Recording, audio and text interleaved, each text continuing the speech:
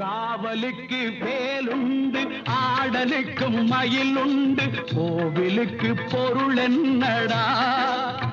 குமரா நீ இருக்கும் இடம் தானடா காவலுக்கு வேலுண்டு ஆடலுக்கும் மயில் உண்டு கோவிலுக்கு பொருள் என்னடா குமரா நீ இருக்கும் இடம் தானடா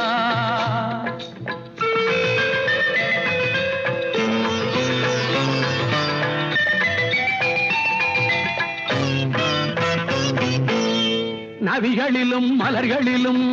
நடந்து வரும் தென்றலிலும் உன்முகம் கண்டேனடா உன்முகம் கண்டேனடா